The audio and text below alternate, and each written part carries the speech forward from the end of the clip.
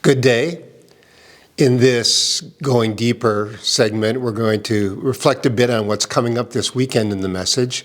We're up to Deuteronomy chapter 6, and we're going to talk about what in long Jewish Hebrew tradition is called the Shema.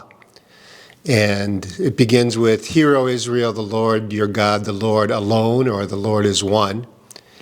And I just thought we'd reflect a bit on that word Shema. It means, its core meaning is to hear or to listen.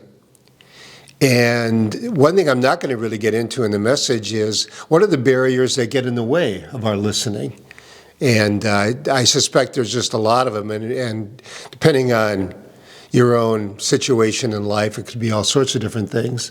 Like I think if you have infants at home right now, hearing from God is drowned out by the cries of a hungry child.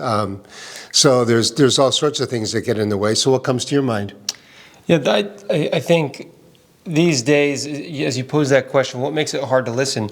Well, I think listening in general is hard. There's so much noise. There's so much being said. Like everywhere we look, there's information to be taken in. So I think the biggest challenge that I experience and that I perceive in the world is to actually be able to sift through all that's going on, to be able to find a quiet space. And you mentioned mother and child. I think that's there's that psalm. I've calmed and quieted my soul like a weaned child in the arms of its mother.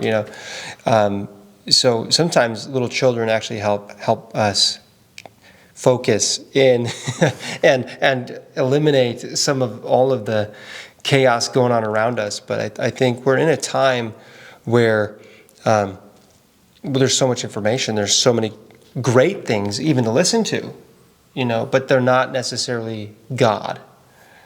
Even you can go to ChatGPT and search all your religious questions, all your faith questions, and it'll get you close. Maybe it'll get you as close as a professor in the university. It'll be able to sort through all the information out there. But it's not connecting you to the divine. You have to really listen and hear to the divine. So I would have one recommendation for you, and that is that you could have photodynamic treatment on your face, and then you have to spend 2 days in the dark. That will create some. Yeah, you had this experience. Yeah, I just had that a couple of weeks ago. So no, I just think that we live busy lives.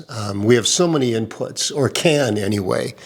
One thing about those 2 days in the dark, I also couldn't have any screens, so that meant no TV, no computer, no iPad, and there's just something though about that of being sort of untethered, that allows you just to reflect a bit and to pray and to allow God's that whisper inside your own mind and heart. So, I think screens become a big barrier. Oh, the research is kind of crazy about what they do to our mind and our attention span, and how necessary it probably is for all of us to detox a little bit, and maybe the most important Sabbath we can take is a Sabbath from technology. Yeah, and I'm wondering maybe that should be a new element of Sabbath practice for a lot of us, is just to say one day a week, I'm not going to be, nose to the grindstone work, but in addition, I'm going to take a break from all the gadgets. Well, the interesting thing about the Sabbath and work, I feel like most of our work has gotten way less laborious. I'm not saying there's not heavy lifting to do mentally and all this kind of stuff. There's mental strain for sure, but you're looking at a 6-day work week for the Jewish people back in the Old Testament. There's 1 day of Sabbath. We have 2-day weekends and all this kind of stuff, and we go to the gym. Like we have to insert the physicality of our work. So I think maybe most of our work being we can work from anywhere at any time, especially on these devices. Honestly, that might be the thing that God would ask us to break from the most. Yeah, that's interesting, because I think that, again, for anybody who's a knowledge worker, if you want to call us that, Yeah, being on a screen is our work most of the time. That's where we do a lot of our quote-unquote labor. And maybe we need to be away from that on the Sabbath day so that we're away from our work. Yeah. Yeah. But so as you look at this upcoming message on the Shema, this recentering prayer, really it's a recentering prayer, the Lord alone, Right. the Lord your God, the Lord alone. And as I think about your time, 2 days in the dark, what are some of the things that over 40 years of ministry and over 2 days in the dark here in the last couple weeks, what has been some of your listening? What have been some of those moments where you've really heard from God and just been transformed by Shema-ing? Yeah, that's good. I mean, for me to a suddenly, because that's the way I'm wired, it's been good to just straight up study times in the scriptures. Of course, I get to do that with my work, which is a great advantage. But then to go a step further than simply, all right, I want to produce a sermon or a Bible study, but to ask the question then, all right, Mark, what is God saying to you through this text? That's been really good for me. The sabbaticals that the church has provided, I think have been really huge with regard to just having time away from work to reflect upon God's truth and to allow Him space to speak into my life. And so I commend that to you as your years increase here, that you find, you carve out that time for sabbatical. I just find it interesting that a couple of buddies of mine, one had a pretty significant health diagnosis or illness diagnosis, but neither of them had sabbaticals, and they both retired before age 65. And I think because I've had sabbaticals, I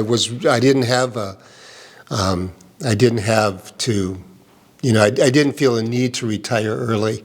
And so a lot of you don't get those sorts of sabbaticals from your work, you just keep putting the time in. But I do think that giving even mini sabbaticals to yourself where, maybe it's only once a year that you have a weekend where you're just by yourself and you're having an opportunity to pray and to reflect and whatever setting that it really works for you to spend time with God. So, yeah, I think that whole sabbatical time that was really important to me, not only in terms of physical energy and energy for the work, but to hear from God. So, what about for you? What's worked so far in the last decade? I would say for me, it's been taking that time to apply the words that I'm looking to preach to other people, to myself, and really say that I need to be the first hearer of this. And if I'm not willing to hear it, why is anyone else going to hear this from me? Yeah.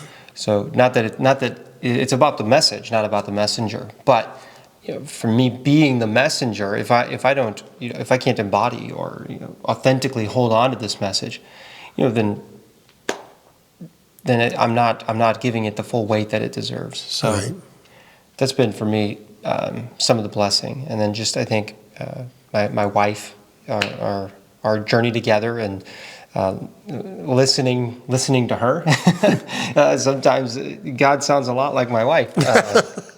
Yes. So. Those have been parenting as well. Just walking as a father, there's a lot of lessons that come along that teach you. So those have been big ones for me. Yeah. So for you this week, how do you hear from God, and what gets in the way of that?